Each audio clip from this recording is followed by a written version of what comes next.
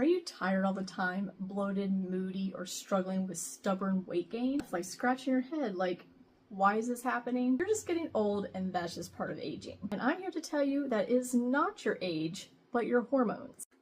In this video, we're going to talk about why your hormones are out of balance and what we can do naturally to get them back into balance. If we have not yet met, my name is Dr. Tamitha Davis, and on this channel, Herbal Bunny's Pharmacy, I talk about all things that involve women's health, our hormones, infertility, and how we can start to feel better naturally. Let's first talk about why our hormones get out of balance to begin with. Number one on my list is stress. The body goes into survival mode, our fight and flight response, and we are bombarding ourselves with all kinds of stress. I talk about the 3 stressors that we put our bodies through. It's physical, mental, emotional, and chemical. All 3 of these stressors rises our cortisol and drops our estrogen. Number 2 on my list is our diet. Too much sugar, too much processed foods, and not enough good stuff throws our hormones completely out of balance. Which leads me to number 3, which is our gut health. When we eat too much of the processed foods and the sugars, our gut becomes inflamed. Our gut helps to process our estrogen, so if it's inflamed, we're not able to eliminate the extra estrogen in our body, and we're not able to create new estrogen that's going to benefit our body. Number 4, toxins. Toxins in our everyday products, from our skincare, hair care, our laundry soap, our cleaning supplies, contain all these toxins that can mimic estrogen in our body and cause our own body not to be able to produce its own estrogen, and which will start to create this vicious cycle of hormone imbalances. And a lot of these toxins I like to call endocrine disruptors.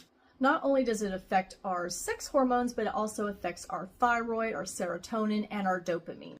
And this is when we can start to see depression and anxiety, because we're not getting that feel-good hormone because our estrogen, our progesterone is too low, and it affects our serotonin and our dopamine. So you may be wondering, what can we do to fix this problem?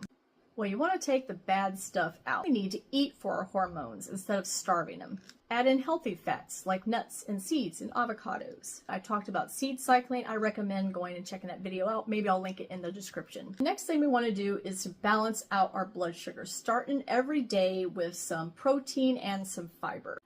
We need to work on stress management. So every day we need to devote some time for ourselves. We can do some yoga or meditation. I like to take a walk in nature, grounding ourselves, or even swimming, things that can help lower our cortisol so that way our bodies can start to heal itself. We want to work on our gut health with our diet, but also adding a probiotic or prebiotic, switching our household products and our skincare routine with some natural things. And I may do a video on some natural skincare things that I like to use, or some natural cleaning products. Some supplements that I like to take is CoQ10 for my heart health, and it also helps to balance out your hormones, magnesium, all of your B vitamins. I speak a lot about B vitamins in other videos, along with magnesium.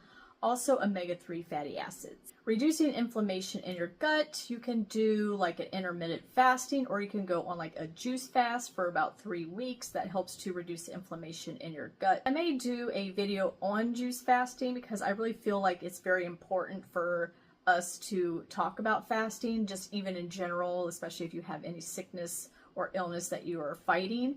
That fasting really helps to give your immune system a chance to fight, and it gives your digestive system a chance to rest. Our immune system is within our gut, and it's very, very important. So that will have to be another video. Making sure we're getting in all of our leafy greens, and making sure we're taking foods that are anti-inflammatory. Turmeric, ginger, I love using these 2 items. Stress management, I've already talked about doing light exercise and doing some yoga and meditation, things like that. So find something that you enjoy doing, reading a book or gardening. I love gardening, you guys know that. So find something you enjoy. Things you want to avoid. You don't want to do any crash diets. You don't want to over-exercise. I talk about that also, that if we over-exercise our body, it raises up our cortisol, and it actually can make us gain weight and not lose weight. So if you're wanting to lose weight, strenuous exercise is not it. Also, we don't want to ignore the underlying issue. And the underlying issue, typically for most of us, there are some genetics. I'm not going to dismiss and just say, no, everything is our diet and our lifestyle, because there are some genetic issues that can play into hormone imbalances. But for a lot of us, we know that it is our diet and our lifestyle. So we need to focus on getting that fixed. So if this is the type of content that you like, please do consider subscribing to the channel. Like and share, leave a comment. I'm just curious to see how many of you guys have any of these issues that I've mentioned with hormone imbalances, and what do you think that caused your hormone imbalance?